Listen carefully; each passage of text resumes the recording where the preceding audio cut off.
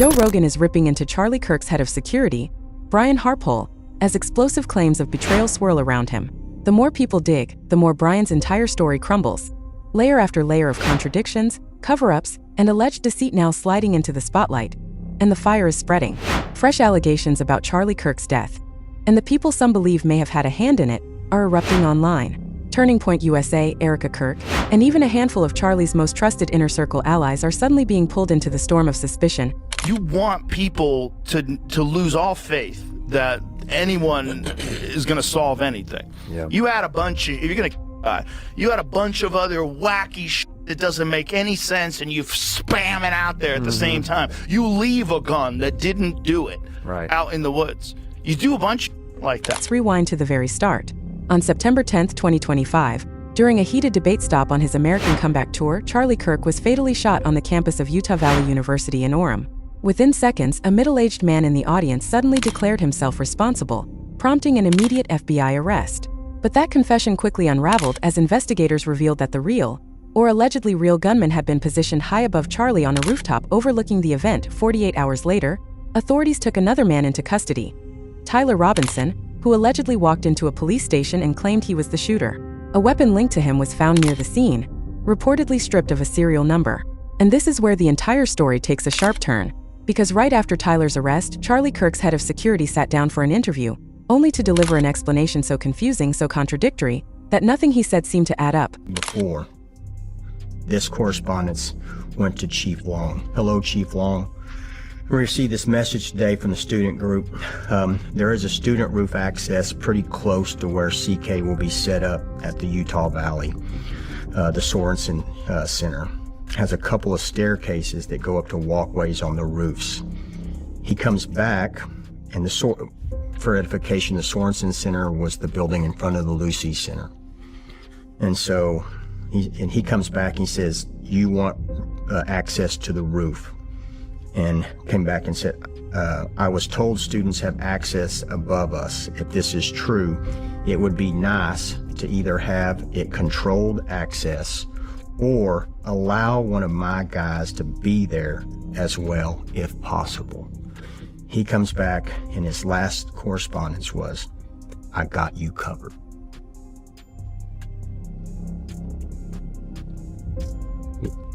What else am I to do?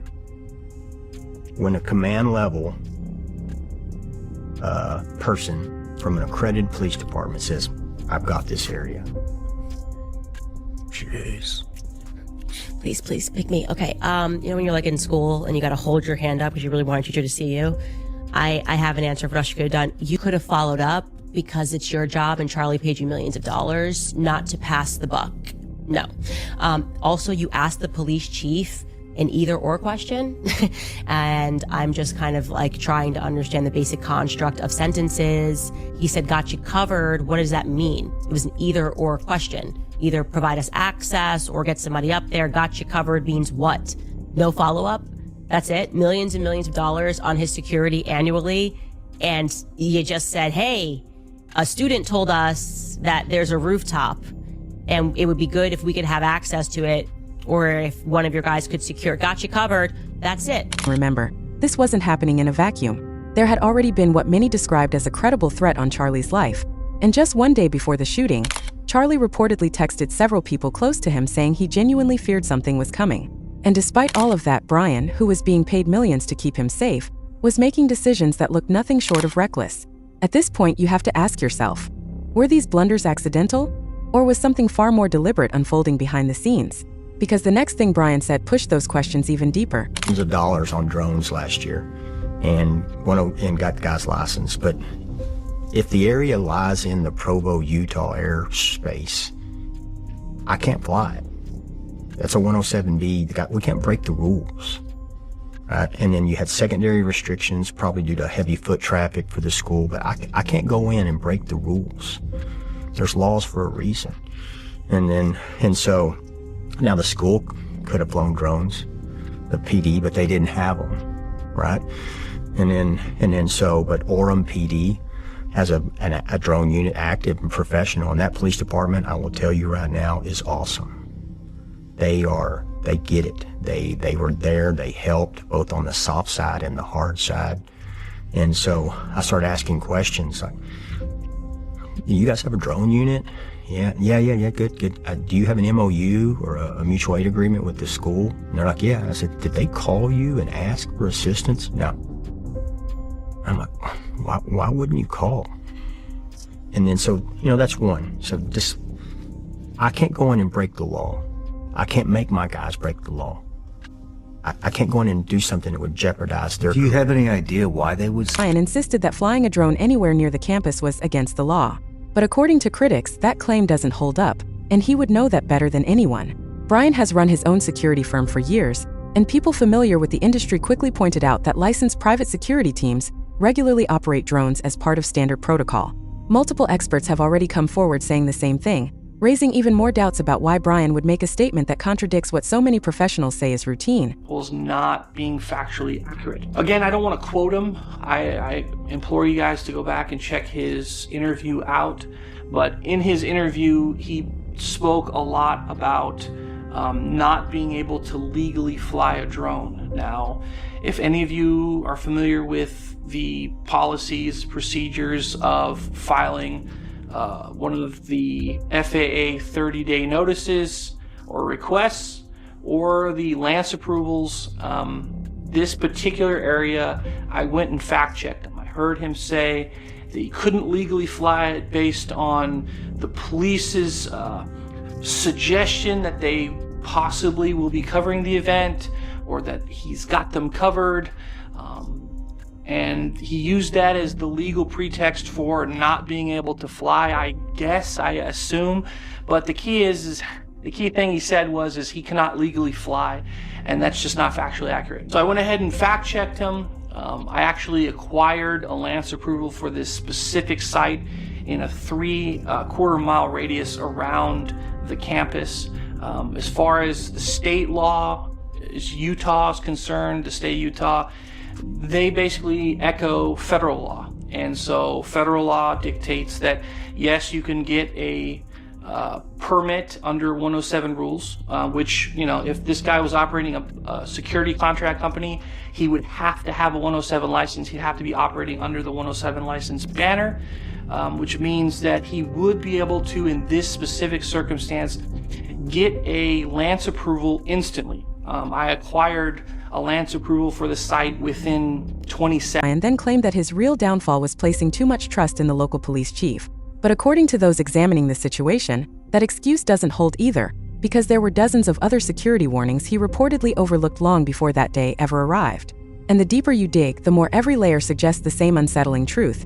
What unfolded that day doesn't look like a string of innocent mistakes. It looks like something far more intentional. Brian, what do you think that you guys could have or should have possibly done differently? And people have asked that, and we've asked each other that. Sure.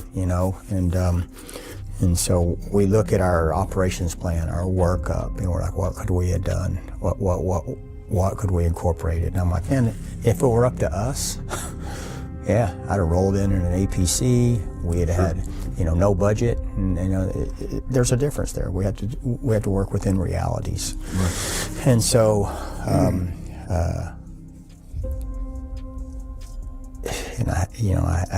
I hate to lower myself to this guy, yeah. But I wish I wouldn't have trusted that chief.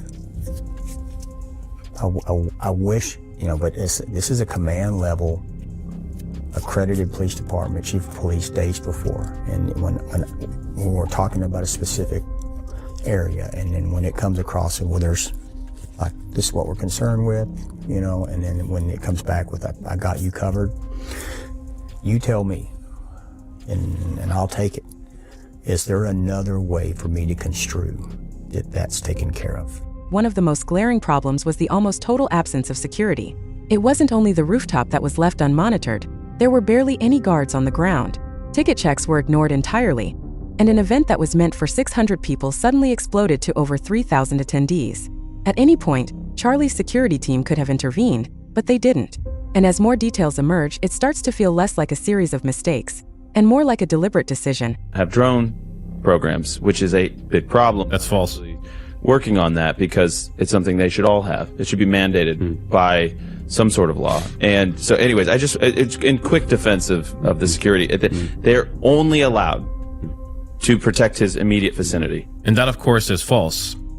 So it was made very clear that there were drones that could have been used, and there could have been people on the roof. They said there were supposed to be people on the roof, but what they failed is they did not verify with the police department that that was actually taken care of.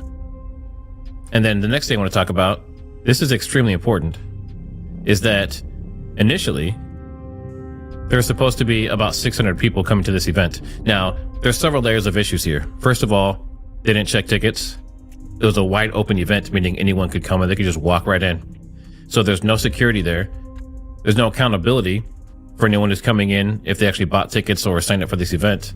And then for security, they said that it went from 600 people to over 3,000 that showed up. Now, at these events, a lot of times it's Kirk's enemies, right? It's the left. It's the people that are anti Charlie Kirk. They call him a fascist. He gets death threats. So they left it wide open, and his security team allowed this to happen. They put him in a situation where they could have said, we're not going to cover you. We're not going to do this event. It's not safe. We can't verify if the roof is going to be covered or not. And even when it was at 600 people that were supposed to be there and 3,000 showed up, they could see the crowd growing. In fact, they mentioned it in some of the interviews and things that I've seen, that they could tell that there was getting to be a lot of people. At that point, they could make the decision to pull Charlie. Charlie knew this was coming. He knew he would be betrayed. One more thing rather explosively.